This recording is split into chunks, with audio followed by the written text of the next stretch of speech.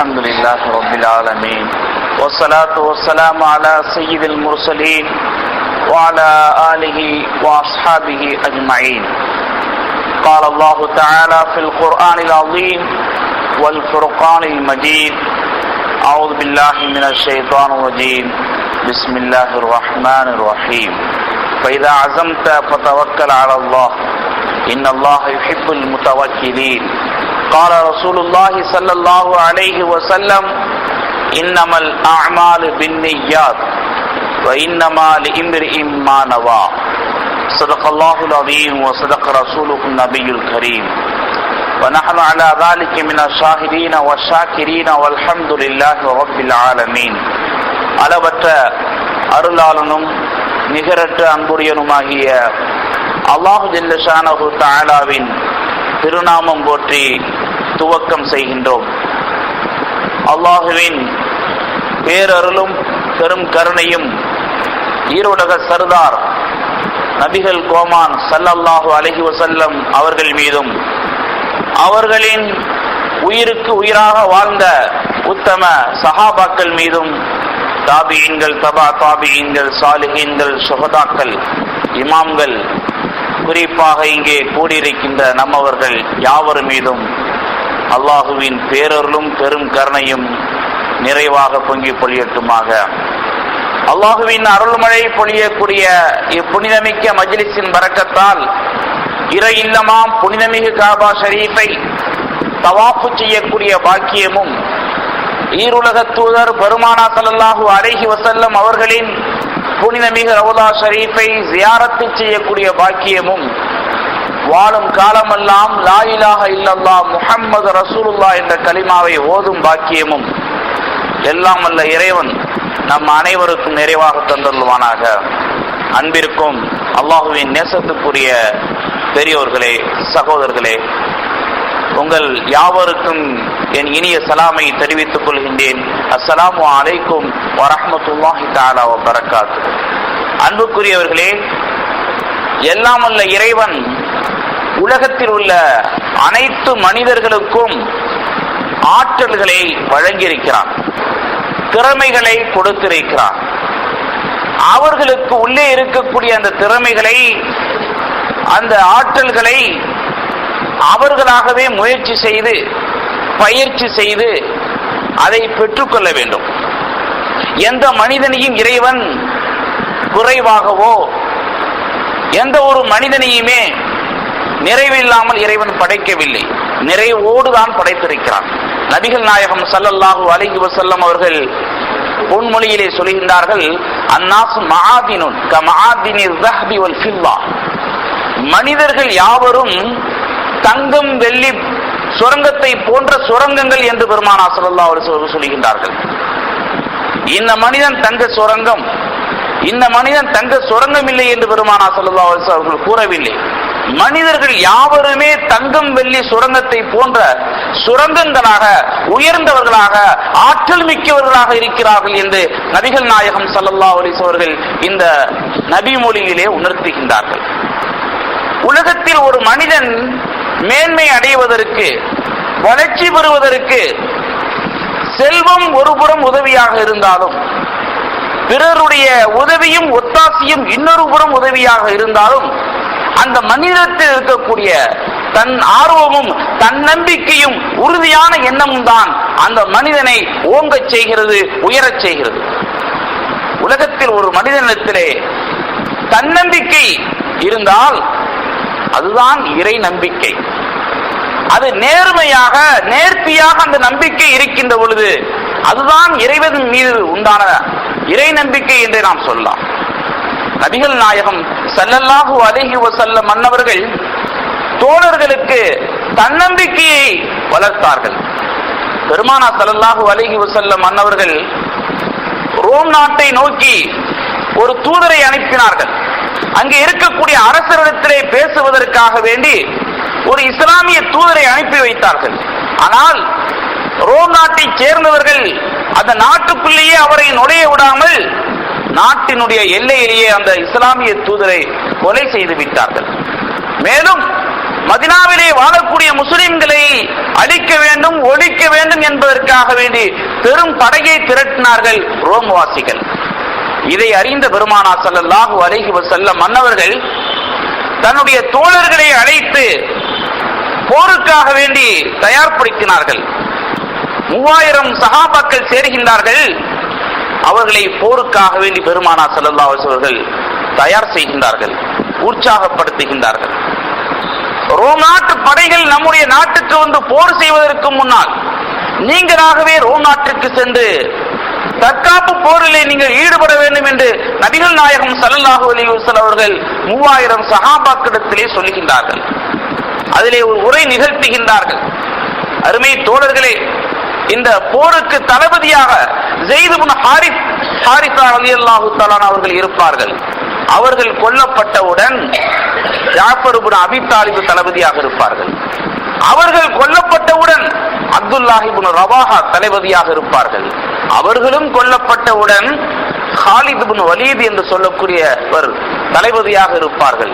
அவருடைய தலைமையில் தான் போர் வெற்றி வரும், நீங்கள் செல்லுங்கள் என்பதாக பெருமானார் ஸல்லல்லாஹு அலைஹி வஸல்லம் அவர்களை வழி அனுப்பி வைக்கின்றார்கள். 3000 சஹாபாக்கள் ரோம் நாட்டை நோக்கி செல்கின்றார்கள். செல்லும் வழியிலே ஒரு செய்தி வருகின்றது, எதிரி படையினர்கள் 2 லட்சம் பேர் இருக்கிறார்கள் என்று. இவர்களோ வெறும் 3000 பேர் தான். சதவீதத்தை எடுத்து பார்த்தால் 67 மடங்கு எதிரி படைகள் அதிகமாக இருக்கிறார்கள். சஹாபாக்களுக்கு மத்தியிலே ஆலோசனை நடைபெறுகிறது. சில சஹாபாக்கள் சொன்னார்கள், நாம் பெருமானார் ஸல்லல்லாஹு அலைஹி வஸல்லம் அவர்களுக்கு செய்தி அனுப்புவோம், எதிரி படைகள் 2 லட்சம் பேர் இருக்கிறார்கள், இன்னும் எங்களுக்கு வீரர்களை அனுப்புங்கள், சஹாபாக்களை அனுப்புங்கள் என்று செய்தி அனுப்புவோம் என்று சில சஹாபாக்கள் ஆலோசனை சொல்கின்றார்கள். அப்பொழுது தளபதியாக இருக்கக்கூடியவர் சொன்னார், போர் நடப்பதற்கு முன்னாடியே இன்ன சஹாபி ஷஹீதாகி விடுவார், இன்ன சஹாபி கொல்லப்படுவார், இன்ன சஹாபி கொல்லப்படுவார் என்று பெருமானார் ஸல்லல்லாஹு அலைஹி வஸல்லம் சொல்லிவிட்டார்கள். 4வது தளபதியினுடைய தலைமையில் வெற்றி பெறும் என்று பெருமானார் அவர்கள் சுப செய்தி அறிவித்து விட்டார்கள். அவர்களுக்கு தெரியாதா? எதிரியினுடைய பலம் தெரியாதா? ரோம் நாட்டினுடைய வீரர்களை பற்றி அவர்கள் அறிந்திருக்க மாட்டார்களா? நிச்சயமாக அவர்கள் அறிந்திருப்பார்கள். 3000 பேர்கள் பெருமானார் ஸல்லல்லாஹு அலைஹி வஸல்லம் கணிப்பிலே 30 லட்சம் பேர்கள். நாம் நினைத்துக் கொண்டிருக்கிறோம் நாம் சிறிய படை என்று, ஆனால் பெருமானார் ஸல்லல்லாஹு அலைஹி வஸல்லம் அவர்கள் நம்மை பெரிய படையாக நினைத்து அனுப்புகின்றார்கள் என்ற தன்னம்பிக்கையான வார்த்தைகளை தளபதி அவர்கள் சஹாபாக்களுக்கு சொல்லி காட்டினார்கள். சஹாபாக்கள் நோக்கி செல்கின்றார்கள். 2 லட்சம் பேர்கள் போர் செய்வதற்கு தயாராக இருக்கின்றார்கள். அவர்களோடு 3000 சஹாபாக்கள் வீர தீரமாக போர் செய்கின்றார்கள். இறுதியிலே 2 லட்சம் பேர்களை விரட்டி அடித்து மிக பெரும் ஒரு வெற்றியோடு திரும்புகின்றார்கள் சஹாபாக்கள். அந்த போருக்குத்தான் முஅத்தா போர் என்று வரலாற்றிலே வர்ணிக்கப்படுகிறது. ஆக அருமையானவர்களே, தன்னம்பிக்கை என்பது மிக பெரும் வெற்றியை கொடுக்கும் என்பதைத்தான் இந்த நிகழ்ச்சி நமக்கு சொல்லி காட்டுகிறது. ஹஜ்ரத் அப்துல்லாஹ் இப்னு மஸ்ஊத் ரலியல்லாஹு தஆலா அவர்கள் உடல் நலமில்லாமல் நோயாக இருக்கின்றார்கள். அவர்களை பார்ப்பதற்காக வேண்டி, அவர்களை விசாரிப்பு செய்வதற்காக வேண்டி கலீஃபா உஸ்மான் ரலியல்லாஹு தஆலா அவர்கள் செல்கின்றார்கள். அவர்களை பார்த்தவுடன் கேட்டார்கள், மா தஸ்தகி, நீங்க என்ன கவலையா இருக்கீங்க அப்படின்னு. அவர்கள் சொன்னார்கள், குரூபி, என்னுடைய பாவங்கள் தான் எனக்கு கவலையாக இருக்கிறது. அடுத்தபடியாக கலீஃபா அவர்கள் கேட்டார்கள், மா தஸ்தகி, நீங்கள் எதை விரும்புகிறீர்கள்? அப்துல்லாஹ் இப்னு மஸ்ஊத் சொன்னார்கள், ரஹ்மத் ரப்பி, என்னுடைய இறைவனுடைய ரஹ்மத்தை நான் விரும்புகிறேன், கிருபையை நான் விரும்புகிறேன் என்று சொல்லி காட்டினார்கள். மூன்றாவதாக கேட்டார்கள், அலா ஆமுர் லக பி அதாஇன், உங்களுக்கு நான் பைத்துல் மாலிலிருந்து, பொது ஸ்தாபனத்திலிருந்து ஏதாவது உதவி செய்யலாமா என்று கேட்டார்கள். அப்பொழுது அப்துல்லாஹ் இப்னு மஸ்ஊத் ரலியல்லாஹு சொல்லி காட்டினார்கள், லா ஹாஜத் லீ ஃபீஹி, அதிலே எனக்கு எந்த தேவையும் இல்லை. மீண்டும் கலீஃபா கேட்கின்றார்கள், யகூனு லி பனாத்திக மின் பாதிக்க, என்னுடைய உதவி, என்னுடைய இந்த ஹெல்ப் இருக்கிறது உங்களுடைய பெண் மக்களுக்காக வேண்டி உதவும், உங்களுடைய பெண் மக்களுக்காக வேண்டி தேவையாக இருக்கும். என்று சொல்லுகின்றார்கள். அப்பொழுது அப்துல்லாஹ் இப்னு மஸ்ஊத் ரலியல்லாஹு தஆலா அவர்கள் சொன்னார்கள், ஹல் தக்ஷா அலா பனாத்தில் ஃபக்ர, என்னுடைய பெண் மக்கள் மீது நீங்கள் வறுமையை பயப்படுகின்றீர்களா? நிச்சயமாக என்னுடைய பெண் மக்களுக்கு வறுமை வரவே வராது. காரணம், இன்னி அமர்த்து பனாத்தி யக்ரான குல்ல லைலத்தின் சூரத்தல் வாக்கியா, என்னுடைய பெண் மக்களை ஒவ்வொரு இரவிலையும் சூரை வாக்கியாவை ஓதும்படி நான் சொல்லியிருக்கிறேன். காரணம், நபிகள் நாயகம் ஸல்லல்லாஹு அலைஹி வஸல்லம் ஹதீஸிலே சொல்கிறார்கள் அல்லவா, மன் கரஅ குல்ல லைலத்தின் சூரத்தல் வாக்கியா லம் துஸிப் லஹு ஃபாக்கத்துன் அபதா, எந்த ஒரு மனிதன் ஒவ்வொரு இரவிலையும் சூரை வாக்கியாவை ஓதுகின்றாரோ அந்த மனிதனுக்கு காலம் முழுவதும் வறுமை வராது வறுமை வராது என்று பெருமானார் ஸல்லல்லாஹு அலைஹி வஸல்லம் வாக்களித்து இருக்கின்றார்களே, அப்படிப்பட்ட உபதேசத்தை என்னுடைய பெண் மக்களுக்கு நான் சொல்லி இருக்கிறேன். இதனால் அவர்களுக்கு வறுமை வராது, ஏழ்மை தொடாது என்று அப்துல்லாஹ் இப்னு மஸ்ஊத் ரலியல்லாஹு தஆலா அவர்கள் கலீஃபாவுடைய உதவியை மறுத்து விட்டார்கள். ஆக அருமையானவர்களே, அப்துல்லாஹ் இப்னு மஸ்ஊத் ரலியல்லாஹு தஆலா அவர்களுக்கு தன்னம்பிக்கையும் இருந்தது, அத்துடன் இறை நம்பிக்கை. சூரத்துல் வாக்கியா என்று சொல்லக்கூடிய அந்த அத்தியாயத்தை ஓதினால் நமக்கு வறுமை வராது, செல்வம் கொலிக்கும் என்ற அந்த இறை நம்பிக்கை இருக்கிறது உறுதியாக இருந்த காரணத்தினால் அவர்கள் கலீஃபாவுடைய உதவியை அவர்கள் மறுத்து விட்டார்கள். ஆக ஒவ்வொரு மனிதனிடத்தையும் தன்னம்பிக்கையும் இறை நம்பிக்கையும் இருந்தால் அந்த மனிதனுடைய வாழ்க்கையை செழிப்பாக சீராக வெற்றியோடு நடைபெறும் என்பதிலே சந்தேகமில்லை. நபிகள் நாயகம் ஸல்லல்லாஹு அலைஹி வஸல்லம் அவர்கள் சஹாபாக்களோடு கைபர் போருக்கு செல்கின்றார்கள். போர் நடக்கிறது, 6 நாட்கள் போர் நடக்கிறது, வெற்றி கிடைக்கவில்லை, எந்த பலனும் இல்லை. சஹாபாக்களுக்கு பல நஷ்டங்களும் கஷ்டங்களும் வருகிறது. பெருமானார் ஸல்லல்லாஹு அலைஹி வஸல்லம் அவர்கள் 7ஆம் நாளுடைய இரவிலே சொல்லி காட்டினார்கள், நாளை நான் ஒரு மனிதனிடத்திலே தளபதிக்கான ஒரு கொடியை நான் கொடுக்க போகிறேன். அவர் எப்படிப்பட்டவர் தெரியுமா? அவரை அல்லாஹ்வும் ரசூலும் நேசிக்கிறார்கள், அவரும் அல்லாஹ்வையும் ரசூலையும் நேசிக்கிறார். அப்படிப்பட்ட ஒரு சிறந்த மனிதரிடத்திலே நான் தளபதிக்கான கொடியை நான் கொடுக்க இருக்கிறேன் என்று பெருமானார் ஸல்லல்லாஹு அலைஹி வஸல்லம் அறிவிப்பு செய்கிறார்கள். ஒவ்வொரு தோழரும் நமக்கு கொடி கிடைக்குமா, நமக்கு அந்த தீன் கொடி வருமா என்று ஒவ்வொருவரும் ஆசித்துக் கொண்டிருக்கிறார்கள், ஆர்வமாக இருக்கின்றார்கள். காலை விடுகிறது, பெருமானார் ஸல்லல்லாஹு அலைஹி வஸல்லம் அவர்கள் ஹஸரத் அலியை அழைக்கின்றார்கள். அலி அவர்களை வாருங்கள். அலி ரலியல்லாஹு தஆலா அவர்கள் கண்வலியால் பாதிக்கப்பட்டிருக்கிறார்கள். 2 கண்களும் அவர்களால் பார்க்க முடியவில்லை.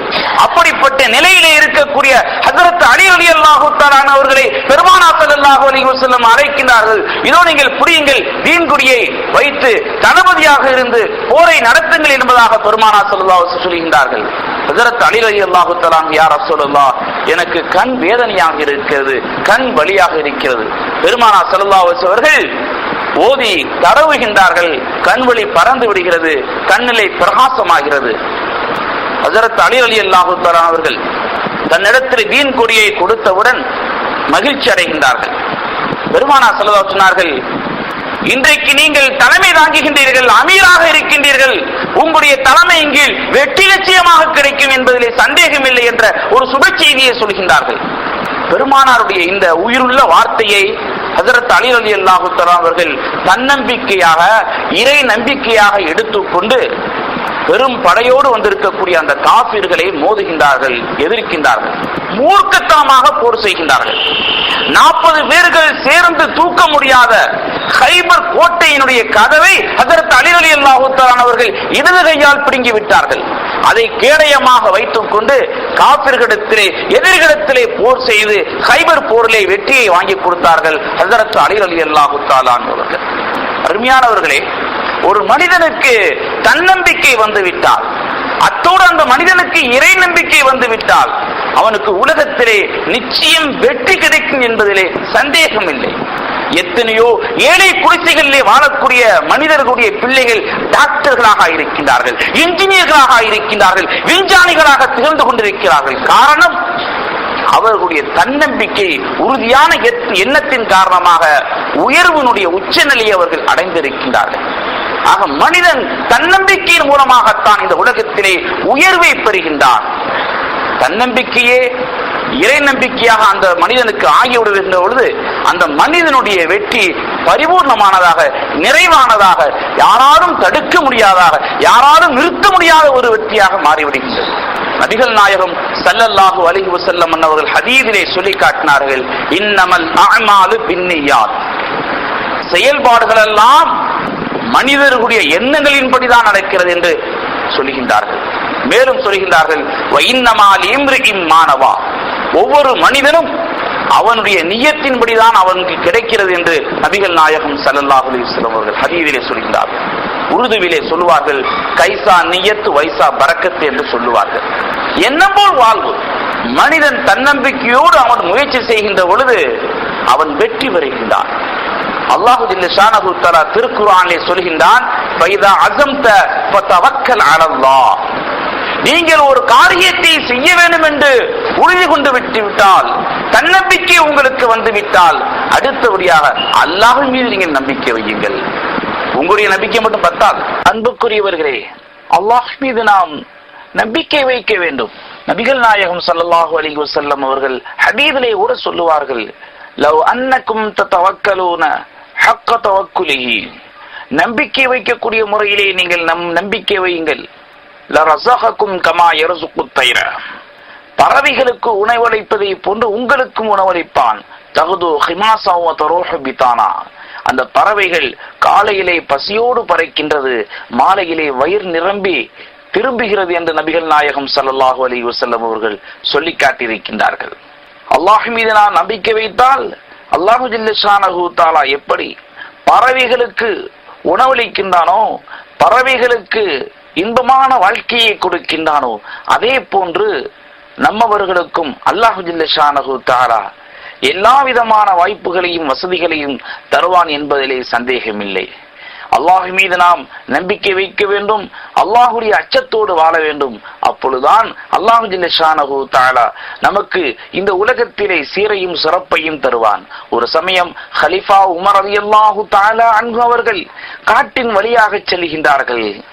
அங்கே ஒரு இடையன் ஆடுகளை மேய்த்துக் கொண்டிருக்கிறான். அந்த இடையனிடத்திலே சென்று, எனக்கு ஒரு ஆடை விலைக்கு கொடு என்பதாக கேட்கின்றார்கள். அப்பொழுது அந்த இடையன் சொல்கின்றான், இந்த ஆடுகள் எனக்குரியதல்ல, என்னுடைய எஜமானுடைய ஆடுகள், என்னுடைய எஜமானனை கேட்க வேண்டும் என்று சொல்லுகின்றான். அப்பொழுது ஹலிஃபா உமர் ரலியல்லாஹு தஆலா அன்ஹு அவர்கள் அந்த இடையனை சோதிக்கின்றார்கள். இந்த ஆடுகளில் ஒரு ஆட்டை ஓனாய் தின்று விட்டது, ஓனாய் சாப்பிட்டு விட்டது என்று நீ சொல்லிவிடு, உன்னுடைய எஜமானுக்கு தெரியவா போகிறது என்று. உடனே அந்த இடையன் சொன்னான், நிச்சயமாக என்னுடைய எஜமானுக்கு தெரியாது, ஆனால் அல்லாஹுக்கு தெரியுமே என்று அல்லாஹுடைய அச்சத்தையும் அல்லாஹுடைய நம்பிக்கையும் அந்த இடையன் எடுத்து காட்டினான். உடனே ஹலிஃபா உமர் ரலியல்லாஹு தஆலா அன்ஹு அவர்கள் அந்த இடையனுடைய இறை நம்பிக்கையை, இறை அச்சத்தை கண்டு ஆச்சரியப்பட்டு அவனை எஜமானிடத்திலே அழைத்து சென்று விலை கொடுத்து வாங்கி விடுதலை செய்கின்றார்கள். மேலும் அந்த இடையனை பார்த்து சொல்லி காட்டினார்கள், உமக்கு இந்த உலகத்திலேயும் சிறப்பு இருக்கிறது, மறு உலகத்திலேயும் சிறப்பு இருக்கிறது. எனவே உம்முடைய இறையச்சமும் இறை நம்பிக்கையும் உம்மை ஒரு சுதந்திரமான மனிதனாக ஆக்கிவிட்டது என்று ஹலிஃபா உமர் ரலியல்லாஹு தஆலா அவர்கள் அந்த இடையிடத்தில் சொல்லி காமித்தார்கள். இதே போன்று யார் இறைவனுடைய நம்பிக்கையோடு இறைவனுடைய அச்சத்தோடு இந்த உலகத்திலே வாழுகின்றார்களோ, நிச்சயமாக அவர்களுக்கு வாழ்க்கையிலே வெற்றி கனிகள் நிறைய கிடைக்கும் என்பதை நாம் நினைத்து பார்க்க வேண்டும். இறை நம்பிக்கையோடு வாழுகின்ற பொழுது நிச்சயமாக அந்த இறை நம்பிக்கை நம்மை நேர்வழிப்படுத்தும், சிறப்புப்படுத்தும் என்பதிலே சந்தேகமில்லை. எனவே அன்புக்குரியவர்களே, வாழும் காலங்களிலே தன்னம்பிக்கையோடு இறை நம்பிக்கையை சேர்த்து, தன்னுடைய அச்சத்தோடு இறைவனுடைய அச்சத்தையும் சேர்த்து வாழுகின்ற பொழுது நிச்சயமாக நம்முடைய ஈருலக வாழ்க்கை சிறக்கும் என்பதிலே சந்தேகமில்லை. எல்லாம் அல்ல இறைவன் இறை நம்பிக்கையோடு தன்னம்பிக்கையோடு வாழ்ந்து சிறப்பதற்கு வாய்ப்புகள் நல்குவானாக. வாஹிரு தாவானில் அல்ஹம்துலில்லாஹி ரப்பில் ஆலமீன். அஸ்ஸலாமு அலைக்கும் வரஹ்மத்துல்லாஹி தஆலா வபரகாத்துஹு.